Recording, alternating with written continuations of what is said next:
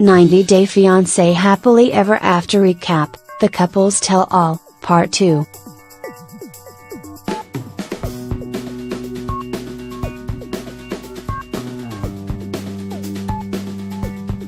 It was only a matter of time before the family Chantal busted in again to offer their 2 cents.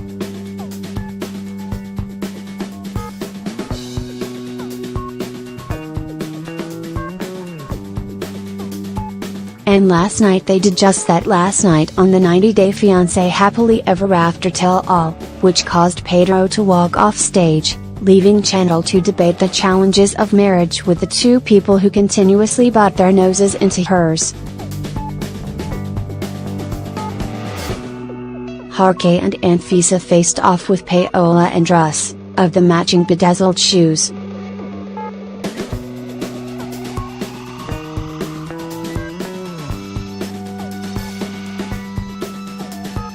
Annie threatened to leave David again if he can't manage to scrape 2 bots together, while Molly droned on some more about what a loser Luis is.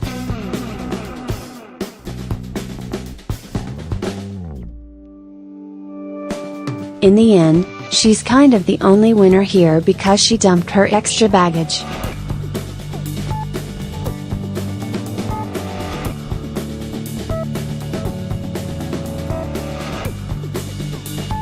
But not so fast. We also got an entire hour after the tell-all that took us on the death march toward Nicole and Dizen's wedding, possible double murder by Rob Lee. Although I won't be recapping that last hour here, feel free to comment on all of the insanity below. 90-Day Fiancé Happily Ever After, thanks for the memories.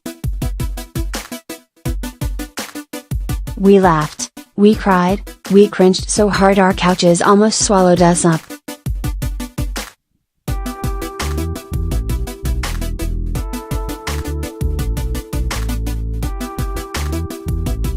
Now, let's bring on some new couples. Don't forget to tune in next week for Before the 90 Days, which will be bringing us a new batch of crazies fresh out of the catfish pond. Sean Robinson is back with our 5.5 couples, ready to watching people threaten each other and argue in several languages.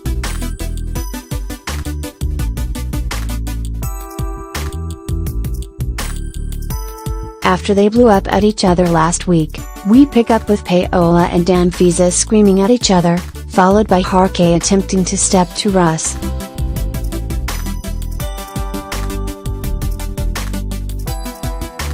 Except he actually steps to Paola while Russ just keeps his ass seated, which is pretty hilarious as you witness woman versus Jorge just standing chest to chest before Pau stomps off stage.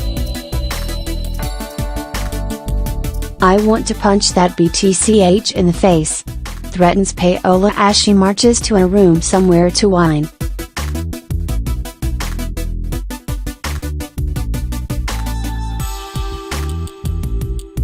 Before you know it, everyone is back. Because, hey, there's dollars to be harvested here and time waits for no man.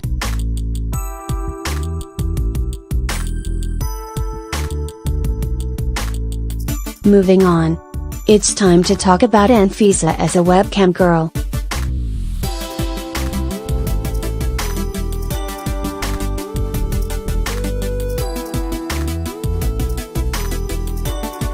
She says she's never done online porn even though there's a girl that looks like me doing it. And yeah, makes sense.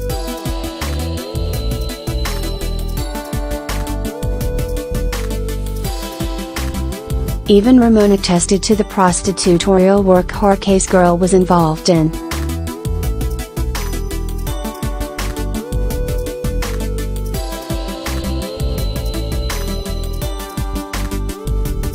Plus, Annie and David, porn aficionados they are, saw the video and think it's Anfisa too. Well, okay, Anfisa.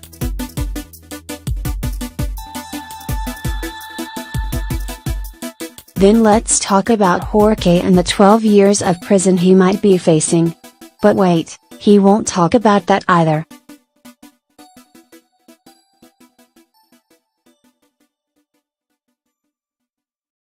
poor man's Dr. Phil, David, pipes up that he suspects Anfisa probably tipped the cops off about that drug smuggling.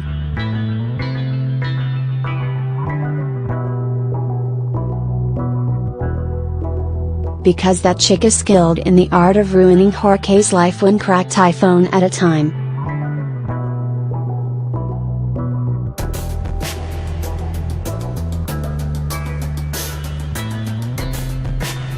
Jorge and Anfisa just give David's purple shirt the death stare in response.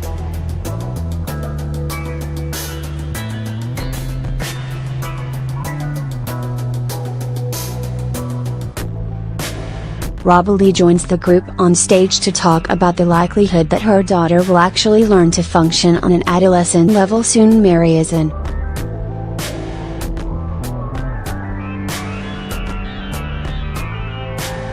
Magic Rosalie Ball says, "Outlook poor."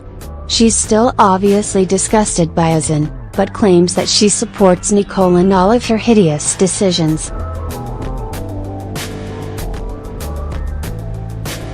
"I have my eye on him," she says about Azin, who is sweating through Skype.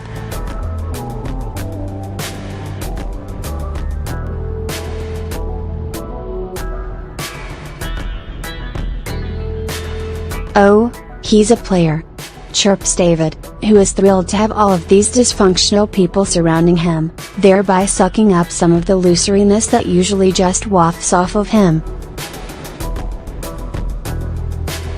Chantal and Pedro are on the hot seat next as everyone else sits backstage talking about them.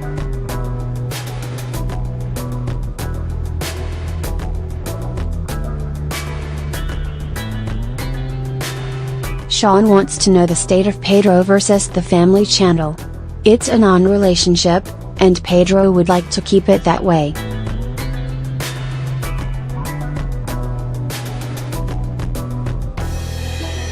In fact, when Chantal's parents pop up on the big screen, sans tiny cowboy hats, Pedro just rolls his eyes and walks off stage.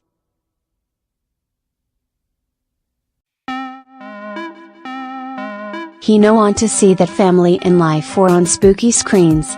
I mean, once you survive that cabin in the woods scenario followed by a weave-pulling group brawl, aren't you good for a while? Chantal bemoans the fact that Pedro won't talk to her family, but she still doesn't admit her own part in stirring the SHT.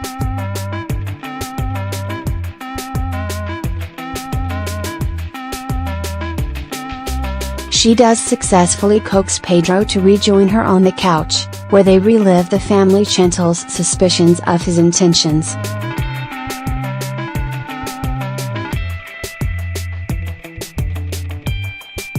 As much as Mother Chantal says, "I am not loca," we all think she is kinda sorta very much loca.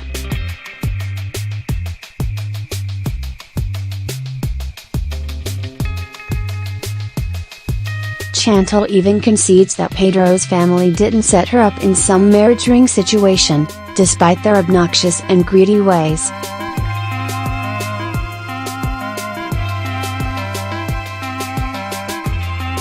When it comes to laying blame at someone's feet for the fist fight that went down, Pedro and Chantal still blame one another and their families.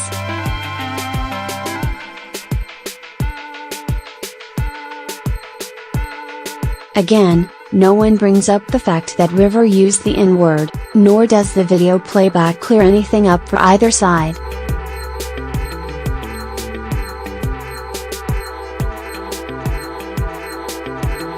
The only thing we can all agree on, Nicole got whooped. "It's your whole family versus me," defends Pedro.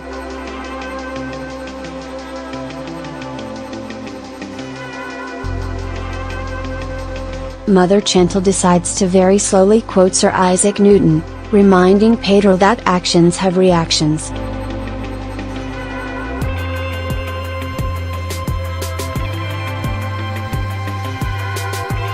For instance, when you accuse someone of swindling your daughter, maybe he's gonna hate you.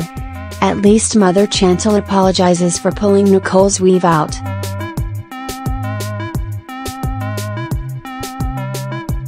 Meanwhile, Pedro's mom thinks he should divorce Chantal and go home to the doctor.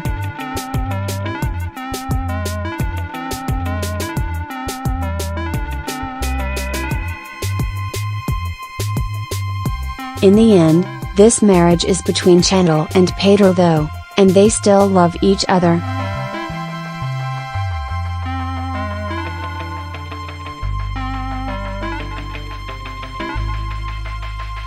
Guys, it's time to say bye-bye to both of these shit-tastic families for a while.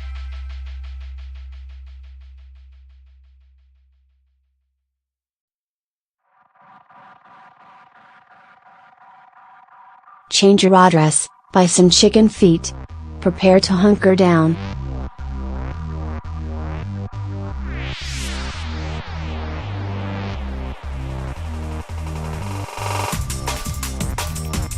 Moving on to Russ and Paola, the couple discusses their sad losses, both the miscarriage and Paola's grandmother passing away.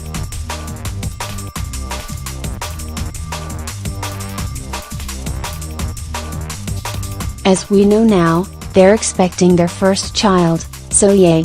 But at the time of filming, Pao still thinks Russ hasn't processed the loss with her enough.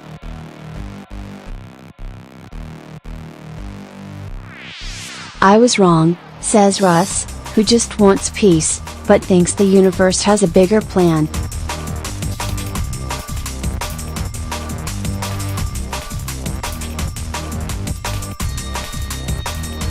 This isn't what Paola wants to hear, and she lets him know it backstage on the break.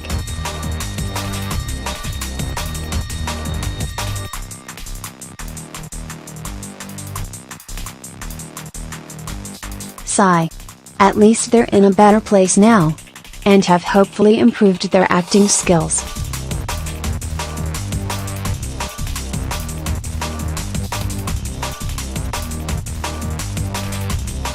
Back from break, David calls Luis on the phone.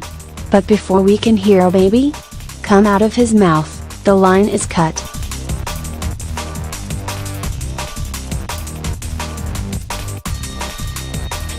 Luis ain't no fool. But according to Molly, he is a pussy. OF.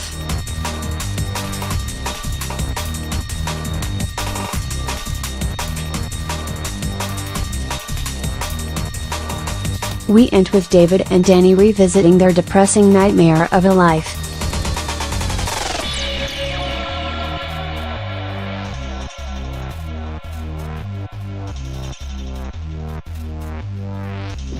Annie doesn't care about a green card anymore, she just wants an apartment with windows that open.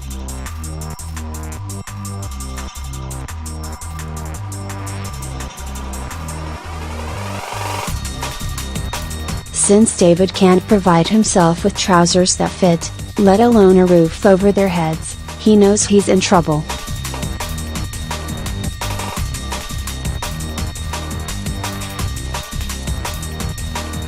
For now, they'll just have to make do with a hot plate and a dream.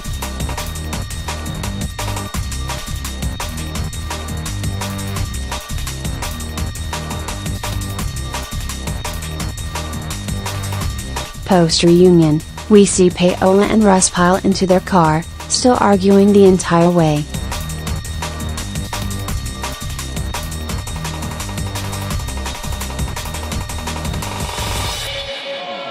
Paola is incensed about what she perceives as Russ not caring about trying for another baby yet.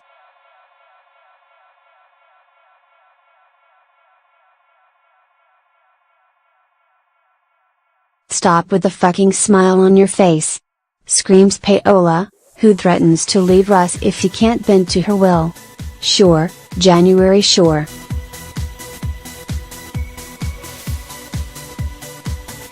Back at their hotel, Pedro and Chantal discuss the state of their marriage as well.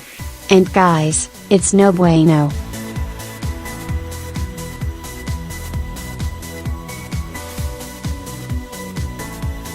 As we know from social media, they're still together, but for how long?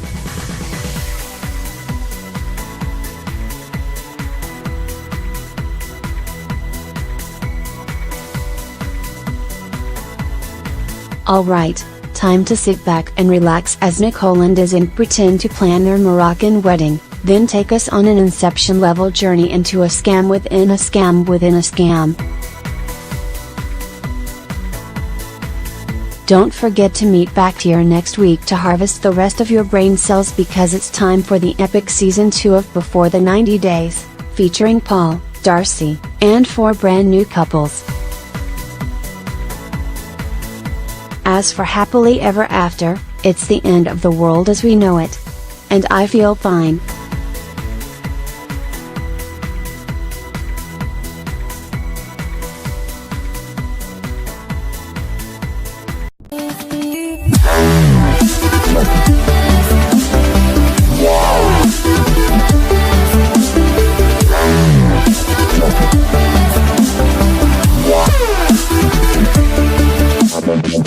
Yeah.